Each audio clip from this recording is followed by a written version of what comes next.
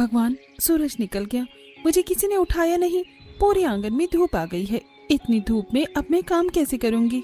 शिवानी अचानक नींद से उठती है। बाहर पूरी तेज धूप निकली हुई देखकर वो घबरा जाती है। शायद मम्मी मुझे उठा रही थी, लेकिन मैं इतनी गहरी नींद में थी, मैंने कुछ सुना ही नहीं। तभी वो सब मुझे सोता हुआ छोड़कर खेत में काम करने चले गए। शिवानी एक गरीब परिवार की बहू है। इसके ससुराल वालों के पास कुछ खेत हैं जो घर से थोड़ी दूर पर हैं। खेतों में ये लोग सब्जी की खेती करते हैं। सबसे पहले घर में झाड़ू लगाती हूँ, उसके बाद फटाफट खाना बना लूंगी। आज तो पूरी दोपहर हो जाएगी खाना बनाने में। इतनी धूप में खाना बनाने में आफत आएगी आज तो। शिवानी जल्दबाजी में पहले घर साफ करती है और फिर खाना बनाती है। हे भगवान, ये कैसी तपती हुई दोपहर है। चूल्हे की गर्मी अलग जान निकाल रही है और ऊपर से सूरज आग बरसा रहा है। ऐसा लग रहा है जैसे चारों तरफ बस गर्मी ही गर्मी फैली हो। इस मौसम में रसोई का काम करना भी किसी परीक्षा से कम नहीं है। शिवानी का ससुराल ईंटों के 2 घरों का बना हुआ है जो धूप में बहुत ज्यादा तपते हैं। वैसे तो पूरा परिवार खेतों में काम करता है और उनका ज्यादातर समय खेतों में ही बीतता है, लेकिन शिवानी तो घर की बहू है, उसे घर का सारा काम संभालना पड़ता है। आंगन में एक खुली रसोई है, उसी में चूल्हे पर खाना बनाना पड़ता है। शिवानी चूल्हे पर खाना बना रही है और पूरी पसीने में भीग जाती है। तभी उसकी ननंद आरती खेत से आती है। अरे भाभी, आज तो आप बहुत देर तक सोई और बन गया क्या खाना? सब लोगों को बहुत भूख लगी है।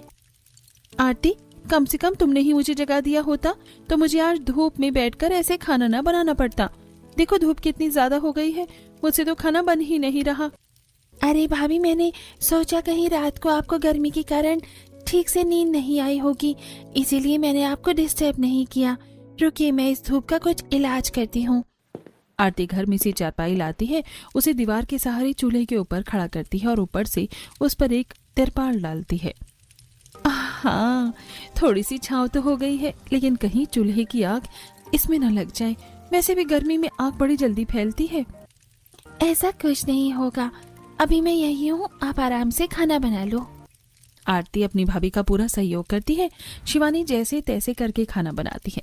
उसके बाद दोनों ननंद भाभी खेत में काम कर रहे बाकी लोगों के लिए खाना लेकर जाती हैं।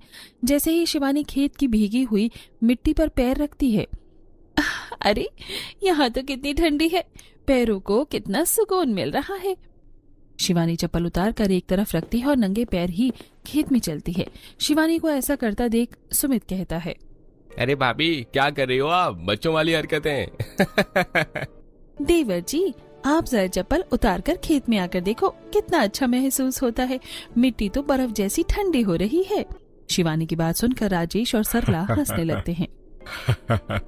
अरे बेटा, दिन भर इस मिट्टी में पानी आता है तो भला ये गर्म क्यों होगी?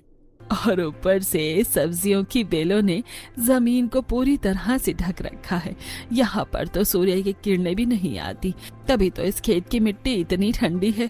मम्मी, खेत में घुसते हैं तो बहुत अच्छी ठंडी ठंडी फुहार जैसी लगती है। हमारे घर से अच्छा तो खेत ही है। तभी अमित भी हाथ धोकर वहाँ आ जाता है। अरे तुम दोनों बातें बनाती रहोगी या खाना भी परोसोगी? जल्दी खाना लगाओ, इतनी देर हो गई है, बहुत भूख लगी है। सब लोग खाना खाने बैठते हैं। शिवानी सभी को खाना परोसती है और ऐसे ही 1-2 दिन बीतते हैं। एक दिन शिवानी चूल्हे पर खाना बनाती है।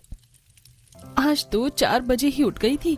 उस समय तो मौसम थोड़ा ठीक था, लेकिन देखते देखते गर्मी ने अपना असर दिखाना शुरू कर दिया। अभी सिर्फ 6 बजे हैं और ऐसा लग रहा है जैसे दिन काफी चढ़ गया हो। अगर सुबह का यह हाल है तो दोपहर में क्या होगा। शिवानी खुद से बातें कर रही होती है, तभी घर पर पड़ोसन पिंकी आती है। अरे सरला बहन, कैसी हो? मैं तो कल भी आई थी तुम्हारे घर पर, लेकिन तुम तो घर पर मिलती ही नहीं। अरे बहन, आजकल खेतों में सब्जियों का काम ज्यादा चल रहा है तो बस वहीं पर लगी रहती हूँ। हाँ, वो भी सही है। घर का काम तो तेरी बहू संभाल ही लेती है, तो फिर तुझे घर आने की क्या ही टेंशन। पिंकी ऐसे ही सरला से बातें करने लगती है। तभी पिंकी का ध्यान धूप में बैठकर खाना बनाती शिवानी पर जाता है। अरे सरला, बुरा मत मानना, लेकिन तुमने तो बहू की हालत देखो क्या करती है। तुम्हारे घर में कितनी धूप आती है। एक रसोई ही बनवा दो जहाँ वो शांति से बैठकर खाना बना पाए। बेचारी की गर्मी में हालत देखो कितनी खराब हो गई है। पिंकी की बात सुनकर सरला गहरी सांस लेती है। हाँ बहन जी, इस बार तो हम पूरी मेहनत और उम्मीद के साथ खेतों